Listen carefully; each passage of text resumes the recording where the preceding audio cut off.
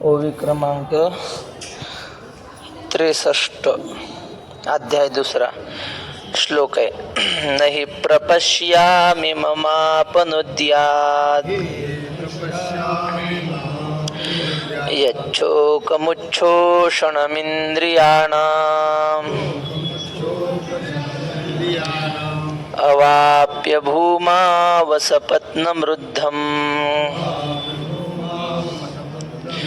राज्यं सुराणामपि चाधिपत्यम्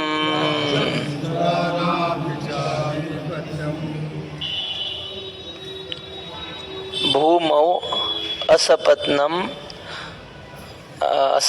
रुद्धं राज्यम् असपत्नं रुद्धं राज्यं च सुराणाम् अपि अधिपत्यम् अवाप्य यत् शोकम् उच्छोषणम् इंद्रियाणाम् नहि प्रपश्यामि मम अपनुद्यात्. अर्जुन म्हणतो, देवा मला मोह निर्माण झालाय आणि हा मोह जाण्यासाठी जर सगळ्या पृथ्वीवरचं साम्राज्य मला कोणी अर्पण केलं तरी हा मोह नाही जाऊ शकत. पृथ्वीवरचं जाऊ दे, सुराणाम अपि च अधिपत्यम अवाप्य, देवादिकांचं सुद्धा साम्राज्य मला प्राप्त झालं तरी सुद्धा हा शोक जाऊ शकत नाही. हा शोक कसा आहे? यच्छोकम उच्छोषणम इंद्रियाणाम, या शोकाने माझ्या इंद्रियांचं सगळं शोषण केलेलं आहे, सगळ्या इंद्रियातली शक्ती क्षीण केलेली आहे.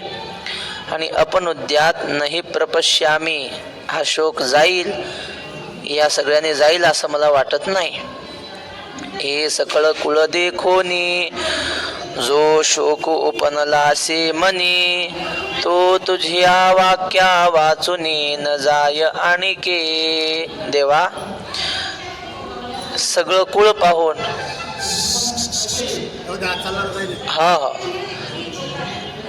तर ह्या सगळ्या आमच्या नातेवाईकांना पाहून जो मनात मोह निर्माण झालेला आहे ना, तो कुठल्याच साधनाने जाईल असं मला वाटत नाही. न जायाने येत पृथ्वी तर आप होईल, महेंद्र पदही पाविजेल, परी मोह हा न फिटेल मानसीचा. मला सगळ्या पृथ्वीचं साम्राज्य प्राप्त होईल, कदाचित महेंद्र, महेंद्र म्हणजे काय? इंद्राला महेंद्र नाव आहे. मोठा राजा, महा अधिक इंद्र, इंद्र म्हणजे राजा, मोठा राजा. सगळ्यात मोठा कोण आहे? राजाच्या दृष्टीनं इंद्रपद आहे. तर हे महेंद्र पदही पाविजेल, मोठ्या राजाचं पदही मला मिळू शकेल, पण मोह हा न फिटेल मानसीचा. मोह नष्ट होणं फार कठीण आहे. माणूस जगावर सत्ता गाजवू शकेल पण मोह नाही तुटू शकत. तुकाराम महाराजांनी लिहिलं की नाही उदाहरण, पदरी घाली पिळा बाप निर्बळ साठी बाळा. किती मोठा हिंद केसरी पैलवान असतो, त्याला भारतात कुणी पाडू शकत नाही, आणि तो घरी आला आणि गडबडीनं कुठंतरी बाहेर जायला निघाला आणि 2 वर्षाचं पोरग धोतरच धरतंय बाबाचं, जाऊ नका मी बी येणार तुमच्यासोबत. ते म्हणते, अरे बाबा जाऊ दे, माझ्या गाडीची वेळ झाली. नाही, मी तुमच्यासोबत येणार. ते सोडतच नाही धोतर. आता एवढा मोठा पैलवान, त्यानं नुसतं ढकलून दिलं तरी पोरग जाते, पण ते ढकलून देत नाही, अर्धा तास त्याची समजूत घालत बसते. इकडे एवढा मोठा ताकदवान, पण इथं मोह असल्यामुळं ती शक्ती चालत नाही. मोहाला आवरणं अवघड आहे. तरी मोह हा न फिटेल मानसीचा, महेंद्रपद मिळेल पण मोह जाणार नाही. म्हणजे मोह फार कठीण आहे. माऊलीने असं लिहिलंय, तैसे कठीण कोवळेपणे स्नेह देखा. काय त्याच्या आधी? भ्रमरभेदी कोडे भल तैसे काष्ठ कोरडे, परी कळिके माझी सापडे कोवळे. तेथे उत्तीर्ण होईल प्राणे, परी ते कमळ दळ चिरून येणे. तैसे कठीण कोवळेपणे स्नेह देखा. भोंगा वाळलेलं लाकूड कुरतडून टाकतो. काय शक्ती असेल महाराज. आपल्याला म्हणलं आपल्या भोंग्यापेक्षा आपल्याला शक्ती जास्त आहे की नाही, आणि आपल्याला म्हणलं वाळलेलं लाकूड दातानं कुरतडून टाका, जमत नाही माणसाला. पण तो भुंगा किती कठीण असले त्याला भोकं पाडतो भुंगा. आणि तोच भुंगा जर त्या कमळाच्या कळीत अडकला तर तर ते कमळाची पाकळी किती MM ची असते हो, काय ताकद लावावी लागणार आहे त्याला, तरी तो फोडत नाही, त्या पाकळीला फाडत नाही. का? कठीण कोवळेपणे स्नेह देखा, तिच्यावर प्रेम असतं म्हणून. तो स्नेह फार कठीण आहे, तो सहजासहजी जात नाही. बर, कसा जात नाही, जाणं अशक्य कसं आहे, त्यासाठी माऊली उदाहरण देतात. जैसी बीजे सर्वथा आहाळली, ती सुक्षेत्री जरी पेरिली, तरी न विरुढती सिंचिली आवडे तैसी. म्हणले हे बघा, बी आपण पेरतो शेतात, शेंगदाणे पेरतो, मग ते भुईमुग होतो त्याचा, आणि मग इथले न्याबरे बोल्याचे शेंगदाणे भाजलेले पेरायला. भाजलेले शेंगदाणे पेरल्यावर उगवतात का? नाही. बीजे सर्वथा आली, ती सुक्षेत्री, किती चांगल्या जमिनीत पेरा, काळी भोर जमीन माणूस पेरला तर उगवण असं म्हणतात लोक. मग तशा जमिनीत जरी पेरलं आणि कितीही चांगली त्याची निगराणी केली, सुक्षेत्री जरी पेरली, तरी न विरुढते सिंचली आवडे तशी, किती पाणी घाला त्याला, किती खत घाला, पण ते भाजून पेरल्यामुळे उगवत नाही महाराज, असं माऊली म्हणतात. पण आता ज्ञानेश्वर महाराज असे ते दृष्टांत देतात, पण दृष्टांत देण्याची पद्धत आधी साधा देणार. तो नाही पटला का मग नातरी म्हणणार किंवा नाना म्हणणार. नाही पटलं का मग त्याच्या पुढचा दृष्टांत. कारण काही बीज अशी आहेत, काही बी की ते भाजून पेरावं लागतात, नाही तर जाळून.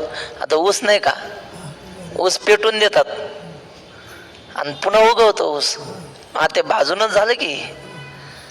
आणखी काहीतरी आहे म्हणतात, जवस का काहीतरी, नाही का? मला मी ऐकलं होतं बाबाच्या मुखातून, माऊलीच्या मंदिरात आळंदीला काहीतरी बाबाने एक सांगितलं होतं की ते बी असं जरा पोळवूनच त्याला पेरावं लागतंय. पण माऊलीने कसं लिहिलंय, सर्वथा आळली, पूर्ण भाजलेलं उगवत नाही. सर्वथा घातलाय शब्द त्यासाठी. पूर्ण ऊस तुम्ही पेटून देता, पण ते मुळं जळत नाहीत ना, आणि पूर्ण जाळल्यावर मग उगवत आहे का? म्हणून माऊलीने सर्वथा शब्द घातलाय. बीजे सर्वथा आळली, बरू का? बरू भाजून पेरतात. बघा, एक सापडलं की नाही उदाहरण. त्यामुळं बाबा म्हणायचे, वयस्कर माणसात राव, तरुण पोराने वेदात सांगितलंय, नित्यम वृद्धोपसेविना, अनुभव असतो ना त्यांना. म्हणजे बरू नावाचं काय असेल ते पीक, ती जरा पोळवूनच त्याला पेरतात. पण माऊलीने सांगितलं पोळवून नाही, सर्वथा चांगली चांगली भाजलेली असल्यावर मग नाही, मग बरू असो नाही तर ऊस असो, चांगला जळाल्यावर नाही उगवत नाही. तर अशी भाजून पेरलेलं जसं उगवत नाही ना, तरी आयुष्य पुरले आहे, तरी औषधे काही नोहे, इथं एकची उपेगा जाये परमामृत. म्हणजे आयुष्य संपलेलं असल्याने एखाद्या माणसाचं, मग काही करावं, कुठल्या दवाखान्यातल्या 10-15 डॉक्टर, तो मायकल जॅक्सन होता म्हणतात, जगप्रसिद्ध डान्सर होता तो, आणि त्याने 50 डॉक्टर का काय सोबतच ठेवले होते. 50 डॉक्टर, काही झालं की लगेच डॉक्टर चेकिंग करायचे, काहीच नाही झालं पाहिजे. आता करोडपती तो जगप्रसिद्ध डान्सर होता, आणि शेवटी प्रसंग मरणाचा आल्यावर 50 काय 1000 डॉक्टर असले तरी काय. पंडित नेहरू काय 25 देशाचे डॉक्टर त्यांच्या भोवती उभे होते मरायच्या वेळेला. काय करू शकले? पैशाला कमी होती का? औषधाला कमी होती का? काहीच नाही. पण आयुष्य पुरले आहे, तिथं औषधे काही नाही. आयुष्य संपलं ना, मग डॉक्टर आणा नाही तर किती औषध आणा, आयुष्य पुरले आहे तरी औषधे काही नव्हे. तुकाराम महाराज म्हणतात, वैद्य वाचविती जीवा, तरी कोण ध्याते देवा. वैद्यानं जर जीव वाचवले असते तर देवाची भक्ती कोणी केलीच नसती महाराज, सगळ्यांनी डॉक्टराचीच भक्ती केली असते. पण त्यांना सुद्धा मरावं लागतं ना. एक शाळेमध्ये श्लोक होता आम्हाला, वैद्यराज नमस्तुभ्यम यमराज सहोदरम यमस्तु हरति प्राणान वैद्य प्राणान धनानि च. म्हणले वैद्यराजा तुम्हाला नमस्कार आहे आमचा. का हो नमस्कार? म्हणले तुम्ही मोठे आहेत, यमापेक्षा सुद्धा तुम्ही मोठे आहेत. म्हणले का? यम फक्त आमचा प्राणच हिरावून घेतो, पण तुम्ही आमचे पैसे घेता आणि प्राणही घेता. वैद्यरा तुम्ही यमापेक्षा सुद्धा पुढचे आहेत. म्हणजे वैद्य वाचविती जीवा, वैद्य जीवाला वाचवू शकत नाहीत.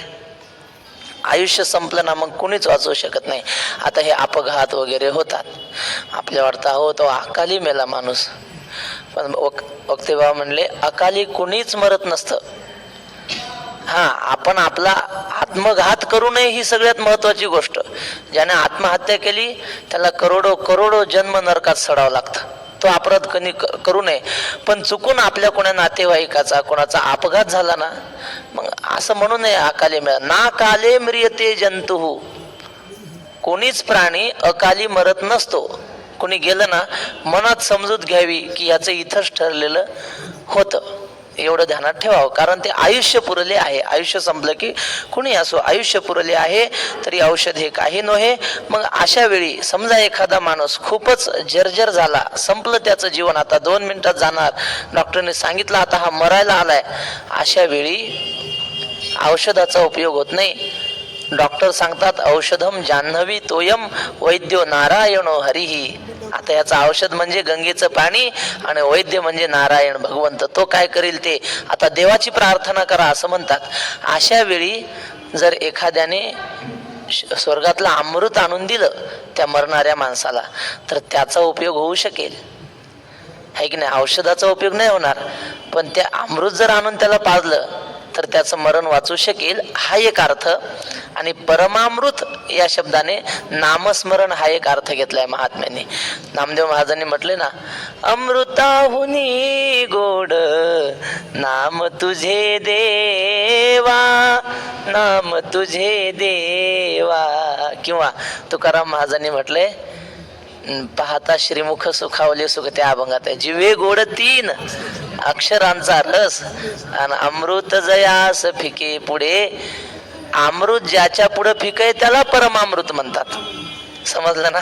ज्याच्या पुढे अमृत फिक आहे ते श्रेष्ठ परम अमृत म्हणजे नामस्मरण. म्हणजे मरणाच्या वेळी औषध निकामी होतात, पण मरणाच्या वेळी जर देवाचं नाव तोंडात आलं, अंतकाळी ज्याच्या नाम आले मुखा, तुका म्हणे सुखा पार नाही. अंतकाले चमामेव स्मरण मुक्त्वा कलेवरम, यः प्रयाति त्यजम देहम सयाती परमाम गतीम. मरताना देवाचं नाव आलं की मग तो श्रेष्ठ गतीला प्राप्त होतो. मरणी जया जे आठवे तो तेची गती ते पावे, म्हणून सदा स्मरावे माते तुवा. मग हे बिना माळकरी लोक म्हणतात, बरं झालं तुम्ही सांगितलं, मग जन्मभर कशाला वाऱ्या करा, भजन करा, हरिपाठ करा, मरताना एकदा देवाचं नाव घ्यायचं, झालं काम. अरे बाबा, पण तसं नसतं. जे जन्मभर केलेलं असतं तेच मरताना आठवतं. म्हणून जन्मभर त्याच्यासाठी परमार्थ करावा लागतो. माऊलीने असं म्हटले ना, माऊली म्हटले की जन्म सहस्त्र जयाचे वाचे पुढा भोजे, नाम अखंड नाम नाचता असे माझे, असा एक पाठ आहे. नुसतं नाम नाचता असे माझे, असा एक पाठ आहे. तर जे जन्म सहस्र ओळखीचे एक वेळ मुखाशी यावया. मरताना देवाचं नाव तोंडात येण्यासाठी हजारो जन्म आधी देवाची सेवा करावी लागते, तरच एकदा देवाचं नाव येतं. म्हणून काय सांगितलंय, तेथ एकची उपयोग आज आहे परमामृत म्हणजे नामस्मरण, असा अर्थ घ्या. तैसे राज्य भोग समृद्धी उज्जीवन नोहे जीवबुद्धी, येथ जिव्हाळा कृपा निधी कारुण्य तुझे देवा. त्याप्रमाणे या लोकातलं राज्य भोग समृद्धी कितीही जरी प्राप्त झाली तरी माझ्या बुद्धीला या मोहातून ते बाहेर काढतील असं मला वाटत नाही, त्या उत्तेजन देतील असं वाटत नाही. उज्जीवन म्हणजे उत्तेजन. येथ जिव्हाळा कृपा निधी कारुण्य तुझे. आता जर आम्हाला काही आशा असेल या मोहातून बाहेर निघण्याची, फक्त तुझी कृपा, तुझं कारुण्य एकच आधार आहे आम्हाला. बाकी आता जगात आम्हाला कोण या मोहातून बाहेर काढू शकत नाही. येथ जिव्हाळा कृपा निधी कारुण्य तुझे. काय सुंदर माऊलींचे शब्द आहेत. जिव्हाळा या शब्दाचा अर्थ होतो आधार. ते आम्हाला फार जिव्हाळा लावतात, आधार देतात. पंढरपुरात आम्हाला त्यांचा फार जिव्हाळा, आधार मिळतो, आम्हाला त्यांचं प्रेम मिळतं. कृपानिधी कारुण्य तुझे. देवाला कृपानिधी म्हणतो अर्जुन. कृपानिधी का? तो आहेच ना. तुकाराम महाराजांनी म्हटले ना, देवा तू आमोचा कृपाळ, भक्त प्रतिपाळ दिनवत्सल, माय तू माऊली स्नेहाळ, भार सकळ चालवीसी, तुझ लागली सकळ चिंता. बाबा सांगायचे, वक्ते बाबा म्हणायचे, एकदा नामदेव महाराज चंद्रभागेच्या स्नानाला गेले. एक भिकारी रोग झालेले, त्याला मरणासन्न अवस्थेत, वय झालेलं, आणि त्याच्या सगळ्या अंगाला जखमा झाल्या होत्या, किडे पडले होते त्याच्या, आणि तो मेलेला नव्हता, तरफडत होता, आणि 10-5 कुत्रे त्याचे लचके तोडत होते. आणि एवढ्या कठीण प्रसंगात नामदेव महाराजांनी ते पाहिलं त्याला. आणि नामदेव महाराजाला म्हणजे हृदय भरून आलं. महाराज किती दुःख होत असेल याला, किडे पडलेले आहेत, रोग झालेला आहे, म्हातारा आहे, पुन्हा कुत्रे लचके तोडतात. नामदेव महाराजांच्या डोळ्यात पाणी आलं. मृदू सबाह्य नवनीत तैसे सज्जनाचे चित्त, सज्जन हृदया नवनीताची उपमा देते कोणी, बुद्धिवंत ते परिमला वाटते खोटी त्यांची वाणी, आच लागते स्वतः जेव्हा तेव्हा वितळे लोणी, सज्जन हृदय परपीडेने होते पाणी पाणी. ते म्हटले सज्जनाच्या हृदयाला लोक लोण्याची उपमा देतात, पण त्या लोकांना कळत नाही. म्हणजे लोण्याची उपमा देऊ नये का? कारण लोण्याला दुसरं कोणीतरी तापवावं लागतं, आग लावावी लागते. त्याला स्वतःला ताप झाला, लोण्याला उष्णता स्वतःला मिळाली तर ते पातळ होतं. पण आमचे महात्मे दुसरा कोणी दुःखी झाला तरी हे पातळ होतात. म्हणजे लोण्याची उपमा सुद्धा कमी पडते. संत हृदय नवनीत समाना, कहा मुनी न परी कहू न जाना. तुलसीदास महाराज म्हणतात, निज परिताप द्रवही नवनीता. निज परिताप, स्वतःला ताप दिला तरच लोणी पात्र होतं, पण सज्जन मात्र दुसऱ्याच्या दुःखाने पात्र होतात, त्यांचं हृदय द्रवीभूत होतं. असे नामदेव महाराज त्यांनी ते पाहिलं. आणि नामदेव महाराजाला राग आला देवाचा. म्हणजे देवाच्या हातात आहे ना याला मारायचं की नाही ते. रागे गेले मंदिरात आणि देवाला म्हटले, अरे तुला काही कळतं की नाही? म्हणले, ते वाळवंटात माणूस पडला, त्याला एवढं दुःख द्यायचं, एक तर त्याचा जीव तरी घे, एवढा का त्याला त्रास देतो? तुला अजिबात दया नाही, करुणा नाही, असं खूप बोलले. आता त्यांचं रोजचं होतं मित्रत्वाचं नातं खूप. देव म्हटले, नामदेवा ते जाऊ दे, तुला आलं की आमच्याशी भांडायचं सुस्त आहे. म्हणले, अरे माझे पाय गळून आले, जरा इकडे इथं उभा राहा, मला पाय मोकळे करून येतो. म्हणले, तू जातो प्रदक्षिणेला इकडं तिकडे हिंडायला, आम्हाला नको का जायला? बर, मग नामदेव महाराजाला तिथं उभं केलं विटेवर. देव खाली आले आणि तिथं उभं राहिल्याबरोबर नामदेव महाराजाला त्या माणसाचं सगळं मागचं दिसू लागलं. कोणाचं? जे वाळवंटात पडलेलं होतं का, त्याचं सगळं मागचं रेकॉर्ड दिसू लागलं की यानं किती जणाच्या मुंड्या मोडल्या, किती खून केले, किती पाप केलं, किती जणाचे धुरे कोरले, पैसे बुडवले, सगळं दिसू लागलं. आणि ते सगळं पाहिलं मग इकडचं आठवलं. नामदेव महाराज म्हटले, ह्याच्या मागच्या पापाच्या दृष्टीनं हे दुःख काहीच नाही. म्हणले, असं 1000 वेळा याला दुःख झालं पाहिजे एवढं पाप आहे. आणि मग देवाला नामदेव महाराज म्हणले, देवा तो खरंच कृपाळू आहेस बाबा. अरे ह्याचं पाप एवढं आहे की हे दुःख काहीच नाही त्याच्या पापापुढं. नाही, देव म्हणले, आता तुम्हाला त्यासाठीच उभं केलं होतं. म्हणले, सांगून जमत नाही ना काही गोष्टी. म्हणून नामदेव तुकाराम महाराज म्हणतात, देवा तू कृपा करुणा सिंधू, होशी मायबाप आमचा बंधू, जीवन सिद्धी साधन सिंधू, थोडीशी भव बंधू काळपाश. म्हणून अर्जुन देवाला कृपानिधी, कारुण्य तुझे, कृपानिधी असं विशेषण देतो. ऐसे अर्जुन तेथ बोलिला, जव क्षण एक भ्रांती सांडिला, मग पुनरपी व्यापिला उर्मी तेणे. अर्जुन असं त्या ठिकाणी बोलला.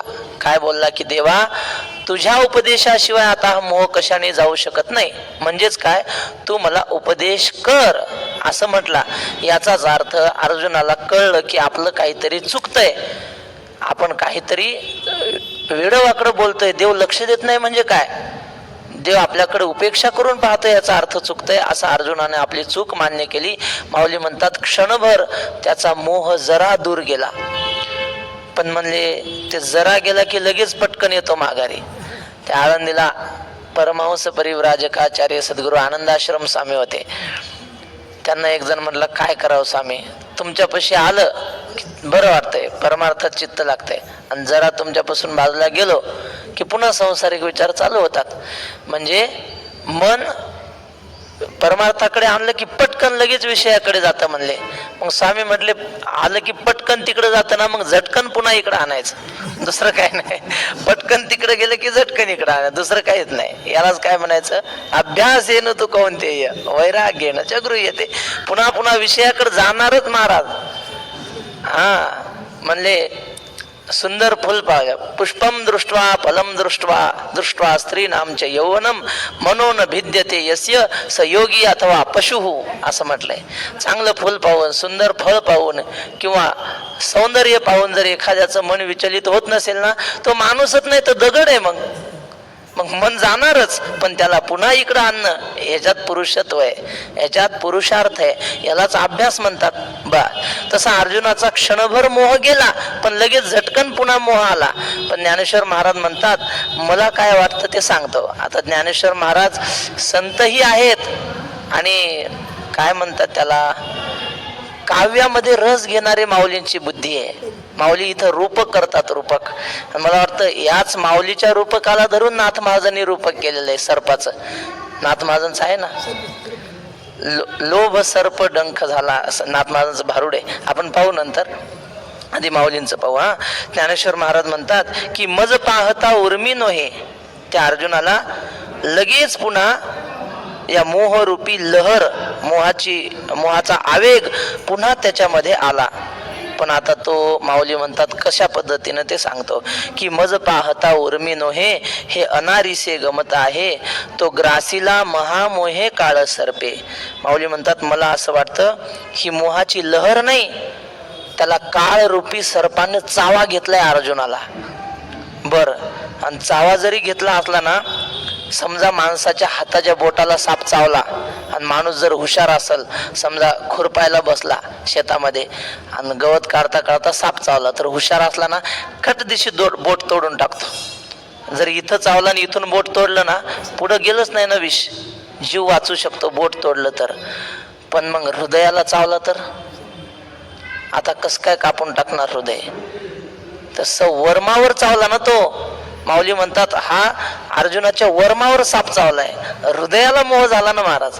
बघा ना, सवर्म हृदय कल्हारी, तिथं कारुण्य वेळेच्या भरी, आणि लागला मनोनी लहरी भांजेची ना, त्याच्या वर्मावर चावला, हृदयासारख्या ठिकाणी चावला. आता विष पसरायची गरज नाही, तिथं लागलं की मेला समजायचं. सवर्म म्हणजे वर्मावर चावला, आणि पुन्हा सकाळी साप चावला लवकर चढत नाही, दुपारी चावला जास्त वेगाने चढत नाही, संध्याकाळी चावला की लगेच चढतो म्हणतात. आपल्याला माहित नाही, आता इथून दिसतंय माऊलच्या ओवीतून. सांजवेळी म्हणजे कारुण्य वेळेच्या भरी, कारुण्याच्या संध्याकाळी अर्जुनाला तो साप चावला. लागला, आमच्याकडे पान लागलं म्हणतात, म्हणून माऊलीने बघा लागला असा शब्द घातलाय. पान लागलं त्याला अर्जुनाला, लागला म्हणून लहरी भांजेची ना, त्याच्या त्या ज्या लहरी येत होत्या की नाही अर्जुनाला, ते काय थांबायलाच तयार नाहीत, असं फिरल्यासारखं व्हायचं अर्जुनाला. साप चावल्यावर तसं होत असेल काय माहिती आपल्याला अनुभव नाही, अनुभव घ्यायची इच्छा नाही. बर, म्हणून लहरी भांजेची ना, त्याच्या त्या विषाच्या लहरी येतात माणसाला. हे जाणून ऐसी प्रौढी, जो दृष्टी सवेची विष पेढी, तो धावया श्रीहरी गारुडी पातला की, पातला तेथ किंवा पातला की. म्हटले हे जाणून ऐसी प्रौढी, हे अर्जुनाचा असा आता मरते बाबा, हे याला साप चावला आता हे मरणार असं पाहिलं. आणि मग दृष्टी सवेची विषपेढी, मंत्रानं विष उतरवत नाही, नुसतं ज्याला साप चावला त्याच्याकडे पाहिलं तरी विष उतरू शकतो, एवढी शक्ती याची ज्याच्या दृष्टीत आहे ना. असा श्रीहरी गारुडी पातला तेथ. आता गारुडी आला, पण तो गारुडी, त्या गारुड्याचं नाव आहे श्रीहरी. तो गारुडी तिथं आला पातला की. मग आता काय घाबरायचं काम आहे. तैसिया पंडुकुमरा व्याकुळा, मिरवतसे श्रीकृष्ण जवळा, तो कृपावशी अवलीला रक्षिला. आता बस, हागे आलो म्हणे बुडतया कोणी, आणि तेने किती तया बळ चढे, असं तुकोबाराचं काय ते प्रमाणे. एखादा माणूस बुडायला लागला, कोणीच नाही, ओठ्याने ओरडत आहे, बुडालो बुडालो ओरडायलाय. विहिरीपाशी आजूबाजूला परिसरात कोणीच नाही. आणि तेवढ्यात कोणी ते अरे घाबरू नको आलो असं म्हटलं की त्याच्या जीवात जीव येतो. त्याला 1000 हत्तीचं बळ येतं. त्याने किती तया बळ चढे. तसं अर्जुनाला साप चावला आणि देवाने सांगितलं काळजी करू नको, मी आहे ना तुझं विष चढत नाही म्हणले, घाबरू नको. तैसी आपण मिरवत तसे श्रीकृष्ण जवळा, तो कृपावशी आवलीला रक्षिला. आता आता देवाच्या कृपेने त्याचं रक्षण होईल. व्याकुळ झाला होता, पण श्रीकृष्णाने जवळीक साधल्यामुळं आता त्याला घाबरायचं काम नाही. म्हणून तो पार्थू मोहफणी ग्रस्तू, म्या म्हणितला हा हेतू जाणून या. हा श्रीकृष्ण गारुडी, ह्याला चावले होते साप. कल्हारी संघाने वेष्टीला हरी, अवघा विषारी व्यापीला. देवाला साप चावले होते की नाही? कुठं? खेळताना त्या गोकुळात वृंदावनात खेळता खेळता चेंडू गेला. गेला नाही, यानेच उडवला होता बरोबर त्या कदंबाच्या झाडावर. आणि मग आता काढायचा. पोरं म्हणले आम्ही नाही बा झाडावर चढत, कारण त्या झाडाच्या खाली बरोबर तो डोह होता कालियाचा. तो डोह असा होता की त्या डोहावरून पक्षी जरी उडत गेला तर आपोआपच खाली पडायचा, एवढा विषारी ते पाणी. आणि त्याच डोहावर हे कळंबाचं झाड, चेंडू बरोबर वर अडकला. आणि मग पोरं पाहायला लागले तर ते पाण्यात चेंडू दिसायचा प्रतिबिंब. जळात पाहती हाडती दृष्टी. मग ते पोरं म्हणले अरे देवा ते पाण्यात पडलेलं दिसतोय चेंडू. देव म्हणले पानं नाही, वर पहा, वर झाडावर अडकलेला आहे. म्हणले आता कसं काय काढायचं? मी काढतो की म्हणले. आणि मग देव गेले महाराज झाडावर. असा चेंडू आता हाताला येईल एवढ्याच अंतरावर होता, पण मुद्दाम पाडाव्याता भावे चेंडू तळी आहे ना, खांदीवरी पाव ठेवीला देवे पाडावया काय पाडायाच्या भावे चेंडू तळी. चेंडू खाली पडला पाहिजे अशी दणकन लाथ आणली त्या फांदीवर, पडला चेंडू. चेंडू पडला की त्याच्यासोबतच उडी. आणि मग काय, तो कालिया सर्प होता, त्याला जाग केलं. नाही, त्याच्या बायका होत्या आधी. त्या बायकांनी पाहिलं, त्या म्हणल्या किती सुंदर लेकरू आहे, हे होतं 5-7-8 वर्षाचं, किती सुंदर लेकरू आहे, कोण आई याला विसरून गेली असेल, किती सुंदर लेकरू कस काय इथं आला असेल. आणि त्या म्हटल्या आता जर हे आमचं उठलं, हे कालिया जर उठला तर ह्याला खाऊन घेईल म्हणले, या लेकराला कसं काय रक्षण होईल आता. आणि मग देव मोठ्याने बोलू लागला. मोठ्याने बोलतो भय नाही म्हणेन, केला उठवून काळ जागा. मोठ्याने देव बोलला आणि कालियाला जागा केलं. आणि दोघांचं लागलं युद्ध. युद्ध लागल्यावर ते जे देव दणके द्यायचा ना, बरं कालिया एकटा नाही, त्याचे सगळे नातेवाईक आले होते, देवाला चावा घेत होते. आणि मग काय महाराज, ते जे देव दणके द्यायचा तेव्हा त्या बायांना कळलं की हे दिसतंय लहान पण हे महान आहे म्हणले.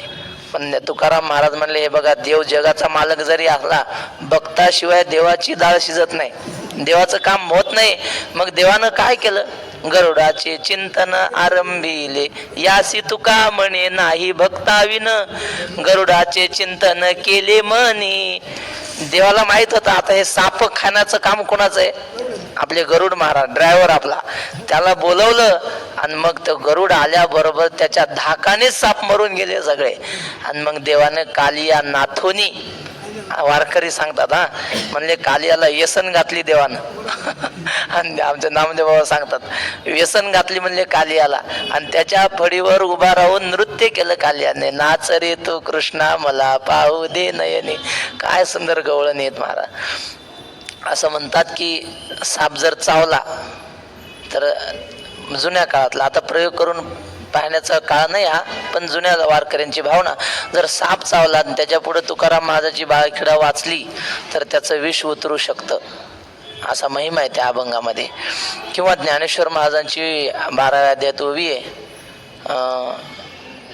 विषय व्याळे मिठी दिधली अनुठी ताठी, ते तुझी गुरुकृपा दृष्टी निर्विष होय.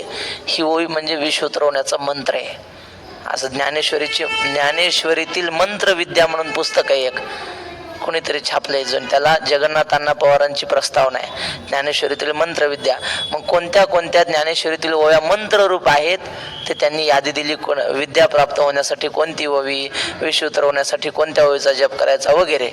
कारण माऊलीने सुद्धा म्हटलंय मंत्र प्रतिपाद्य भगवती, म्हटले हे जे आहे ना ज्ञानेश्वरी म्हणजे आमच्या गुरु परंपरेने नाथ संप्रदायातली ही विद्या आहे ना, महेशान्वय संभूते, महादेवापासून आलेली ही विद्या आहे ज्ञानेश्वरी म्हणजे.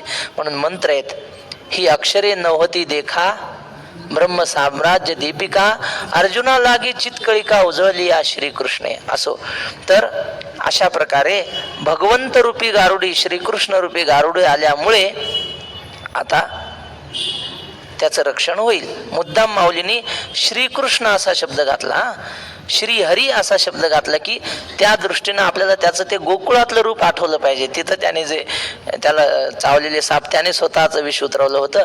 म्हणून तो पार्थू मोह फणी ग्रस्तू, फणी म्हणजे साप, मोह फणी ग्रस्तू म्या म्हणितला हा हेतू जाणून या. म्हणून ज्ञानेश्वर महाराज म्हटले की मी त्या अर्जुनाला मोहरूपी सर्पाने चावा घेतला असं का म्हणलो.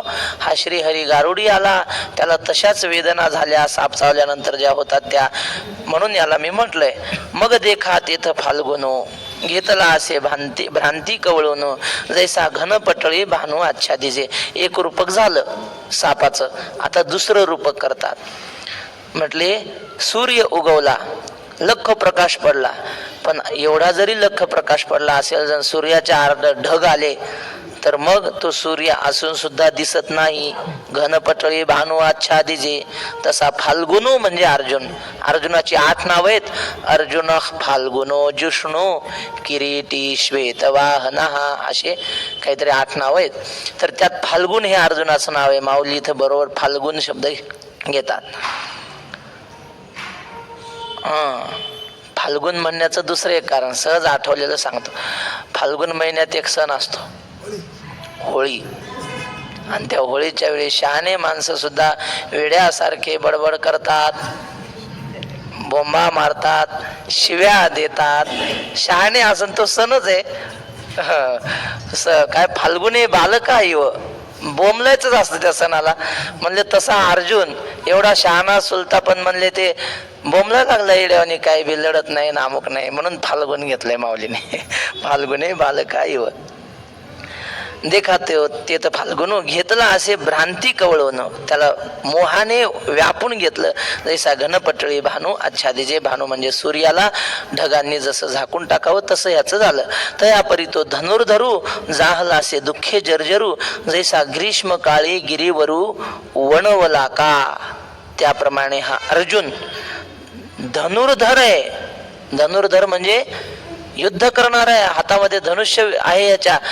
ह्याच्या हातात धनुष्य असलं ना याला कोणीच हरवू शकत नाही अर्जुनाला. ते छत्रपती संभाजी महाराजांची हत्या झाली त्यानंतर एक धनाजी आणि संताजी असे 2 मराठ्यांचे सरदार ते पेटून उठले महाराज. ते म्हटले या औरंग्याचा बदला घ्यायचा, आपल्या राजाला असं मारलं ना मग याचा बदला घ्यायचा. मग ते पेटून उठले आणि त्यांनी सगळा महाराष्ट्र एकत्र केला होता दोघांनी. आणि खरोखर औरंगजेबाला महाराष्ट्रात पाय स्थिर होऊ दिला नाही त्याचा. राजे गेल्यानंतर कोणी गादीवर नसताना सुद्धा, म्हणजे होते राजाराम देव, पण ह्या दोघांनी सगळा महाराष्ट्र एकत्र केला. आणि त्यांच्याबद्दल असं सांगतात की त्यांच्या हातामध्ये जर तलवार असली ना मग त्यांना किती माणसं येऊ द्या ते हरवू शकत नव्हते, फक्त त्याच्या हातात तलवार पाहिजे. पण काय झालं, आपले काही फितूर लोक ते देवपूजा करायचे. धनाजीराव काहीतरी, संताजी का धनाजी, मला नाव पूर्ण आठवणार नाही. तर ते देवपूजा करायचे, तेवढ्या वेळी फक्त तलवार आणि ढाल बाजूला ठेवायची, कारण त्यांना माहित होतं कधी आपल्यावर हल्ला होईल सांगता येत नाही. आणि देवपूजा करतानाच त्यांना पकडलं, म्हणजे आपल्या काही फितूर लोकांनी त्यांना पकडून दिलं. मला सांगायचं काय होतं की हातामध्ये शस्त्र असताना त्यांना कोणी हरवू शकत नाही. तसं अर्जुनाच्या हातामध्ये धनुष्य असताना अर्जुनाला दुःख करायचं काम नाही, त्याला कोणीच हरवू शकत नाही, कोणीच मारू शकत नाही. असा तो धनुर्धर आहे. पण काय करावं, जाहला असे दुःखे जर्जरू, त्याला मोहाने मारलं. माणूस मारू शकत नाही पण मोहाने मारलं ना, काय करावं. जैसा ग्रीष्म काळी गिरीवरू वणवला का. पुन्हा दुसरं रूपक माऊली करतात. उन्हाळ्याच्या बरोबर, उन्हाळ्याच्या काळामध्ये वणवा लागावा एखाद्या पर्वताला. मग काय होतं, महाराज लहान लहान पशु पक्षी सगळे जळून जातात. पण तो वनवा असा असतो विजवल. आम्ही आता भामचंद्र डोंगरावर असतो ना, दरवर्षी भामचंद्राला आग लागणार म्हणजे कोण लावतं का आपोआप लागते काय माहित नाही, पण लागतीच आग. मग आता ते आजानवृक्षाची झाडं वगैरे आहेत, विद्यार्थी अभ्यास करतात, ते सगळं जळून जातं. काही लोक नवीन पावसाळ्यात झाडं लावतात, सगळी झाडं जळून जातात. म्हणून आम्ही ते विझवण्याचा प्रयत्न करतो बऱ्याच वेळा, पण ते आवरतच नाही. कारण ती आग अशी चौकून लागते ना, विझवणार कुठं आपण. तर तसा तो पर्वत पेटला. अर्जुन रूपी गिरीवर म्हणजे मोठा पर्वत पेटलेला आहे. आणि मग आता विझवायचा असेल तर माणसाच्या हातानं पाणी नाही, वरून जर पाऊस पडला तर मग विझतो. मग माऊली म्हणतात तसं झालं. ओळला असे श्री गोपाळू महामेघू. श्री गोपाळ रूपी मेघ आला आकाशात आणि त्याने धो धो धो धो पाऊस सुरू केला वरून. मग आता एवढा मोठा अर्जुन रूपी पेटलेला पर्वत आणि त्या श्रीकृष्ण रूपी मेघाने विझवला. काय माऊली उपमा हे देतात, रूपक करतात बघा. अर्जुनाला पेटलेला पर्वत केलं. अर्जुन होताच पर्वतासारखा निश्चल, पर्वतासारखी शक्ती त्याच्याकडे, आणि श्रीकृष्णाला ढग केलं. ढग, श्रीकृष्णाचा रंग कसा, मेघ वर्ण आहे त्याचा, म्हणून माऊलीने बरोबर त्याला मेघ. बर, आणि काय त्याच्यातलं पाणी काय, माऊली म्हणतात कृपामृत सजळू. कृपा हेच त्याच्यातलं पाणी आहे, त्या श्रीकृष्ण रूपी ढगातलं. कृपामृत सजळू आणि ओळला असे म्हणजे तो प्राप्त झाला, आला.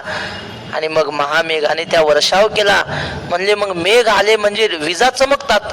विजा म्हणजे काय म्हटले, हा श्रीकृष्ण हसला की ह्याचे दात दिसतात आणि ह्या दाताचा प्रकाश हीच वीज आहे श्रीकृष्णाची. तेथ सुदर्शनांची द्युती, सुदर्शन म्हणजे दात, द्युती म्हणजे दाताचा प्रकाश, तेज, त्याची विद्युल्लता झळकती तीच वीज आहे. गंभीर वाचा ते आयती गर्जनेची. ढग गरजतात ऐसी हे गरजऊ वै खरे. आमचे नामदेव बाबा वारकरी आहेत भामचंद्राचे, तिथं ते ढग गरजायला लागले की ऐसी हे गरजऊ वै खरी असं म्हणतात. तर ते ढगांची गर्जना होते. ते ढगांची गर्जना इकडं आकाशात, पण इथं रूपकात काय म्हणले, भगवान श्रीकृष्णाचं गंभीर बोलणं हेच मेघाची गर्जना आहे. वक्ते बाबांचा आवाज मरेपर्यंत तसाच होता, शेवटपर्यंत. बाबाचा आवाजाला नाही काय झालं नाही, वयाप्रमाणे माणसाचा आवाज क्षीण होतो की नाही, पण बाबाचा आवाज गंभीर होता. बाबा ही ओवी सांगायची, बाबाचा आवाज जरा वेगळेच, ते लपकच वेगळी होती बाबाची. तर बाबा म्हणायचे माझा आवाज असा आहे, ही ओवी सांगायचे बाबा. गंभीर वाचा ते आयती गर्जनेची. आता तो उदार कैसा वर्षेल, तेने अर्जुना चळू निवेल, मग नवी विरुडी फुटेल उन्मेषाची. माऊली म्हणतात आता मेघाचा मोठा वर्षाव होणार आणि पाऊस झाला म्हणजे वनवा विजणार, आणि विजलेल्या वनव्यातून पुन्हा त्या ओलाव्यातून कोंब निघतील. ते कोंब कशाचे, नवी विरुडी फुटेल, नवी पालवी फुटेल. कशाची, उन्मेषाची, म्हणजे ज्ञानाची पालवी फुटणार आहे. या जळालेल्या अर्जुन रूपी डोंगरावर ज्ञानाची पालवी फुटणार आहे. ते कथा ऐका मनाची आराणुका. ज्ञानदेव म्हणे देखा निवृत्ती दासू. ती उन्मेषाचा कोंब कसा उगवतो, ज्ञानाचा अंकुर कसा उत्पन्न होतो, ती कथा, ती अत्यंत मधुर कथा माऊली म्हणतात मी तुम्हाला सांगतो, ती आपण ऐकावी. या ओळीत कथा हा शब्द आलाय. ज्ञानेश्वरीमध्ये संपूर्ण 18 अध्यायात 25 वेळा कथा हा शब्द आलाय, त्यातला हा एक शब्द. मी ती कथा आपल्याला सांगणार आहे, ती आपण लक्ष देऊन ऐका असं ज्ञानेश्वर महाराज म्हणतात. पण ती कथा कशासाठी ऐका, मनाची आराणुका, मनाच्या समाधानासाठी ऐका. स्वांत सुखाय तुलसी रघुनाथ गाथा. आत्मसुखासाठी ह्या कथेचं श्रवण करावं असं माऊली प्रार्थना करतात. राहिलेला विषय उद्या. पुंडलिक वरदा हरी विठ्ठल श्री ज्ञानदेव.